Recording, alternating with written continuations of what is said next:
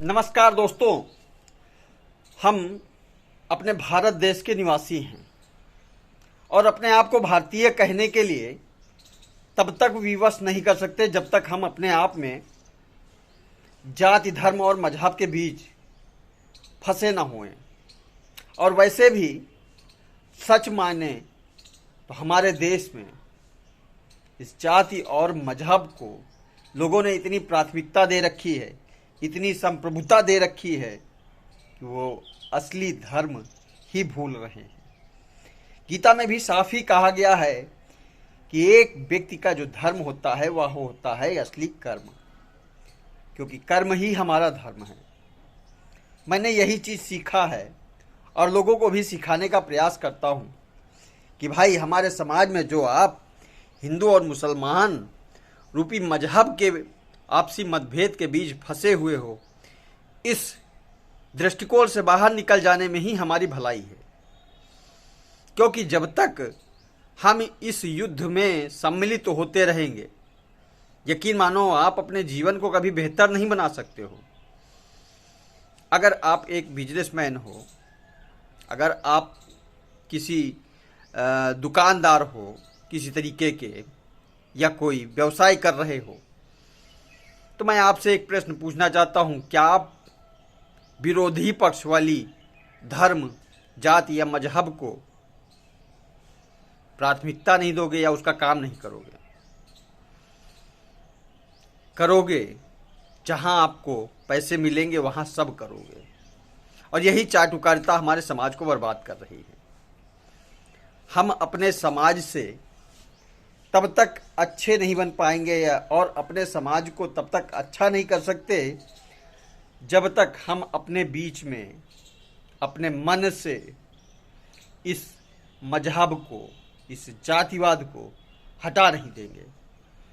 वैसे भी इस समय की जो सरकारें हैं, और ख़ासकर बुलडोज़र बाबा की बात करें, तो मैंने देखा और सुना भी, अच्छा भी लगा कि जो अतिक्रमण हुआ है इसको हटाया जाना चाहिए। निश्चित रूप से हटाया जाना चाहिए, निश्चित रूप से सब कुछ किया जाना चाहिए। लेकिन इन सब संसाधनों के अतिरिक्त जो शिक्षा व्यवस्था है, इस पर भी जोर देना चाहिए। जो मूलभूत ज़रूरतें हैं वह समाज को ध्यान देना चाहिए, और उन पर लोगों का दृष्टिकोण नहीं जा रहा है। फिर भी कह रहे हैं सरकार बहुत अच्छी है। एक व्यक्ति का जो जीवन यापन होता है ना, वह मूलभूत आवश्यकताओं से मिलकर बना होता है। आप अपने परिवार का पालन पोषण किस तरीके से करते हैं? क्या वहाँ भी जाति देखते हैं, वहाँ भी मजहब देखते हैं? वहाँ नहीं देखते। आप अपने कर्म के प्रति जब भी जागरूक होंगे तो आप अपने परिवार को देखेंगे। और हमारा समाज परिवार से मिलकर बना होता है, और परिवार को ज़रूरतें अपना बनाती हैं। और इस समाज को अपना बनाना है तो आपको सबकी ज़रूरतों को पूरा करना होगा। और सबकी ज़रूरतें मजहब, जाति, इन सब लड़ाइयों से नहीं पूरा होता है।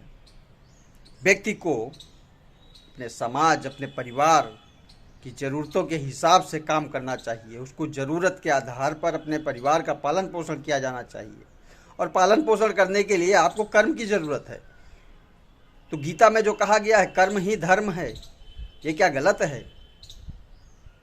जो आप हिंदू और मुसलमान के बीच के मतभेद को बना रहे हो हमारे समाज को, निश्चित रूप से यह समाज गलत है और आप उसमें सहभागिता दे रहे हो।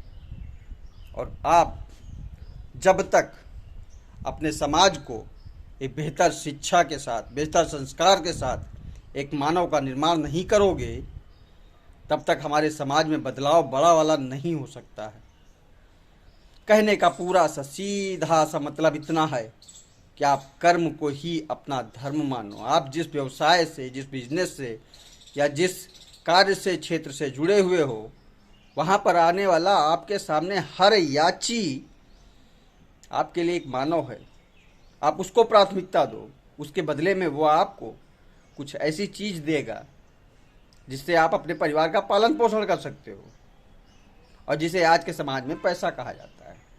और पैसा ही इंसान की उसके परिवार की और समाज की सबसे बड़ी ज़रूरत है। वैसे भी ये भौतिकवादी युग है और इस भौतिकवादी युग में पैसे को प्राथमिकता अधिक दी जा रही है, बाकी तो सब खेल है।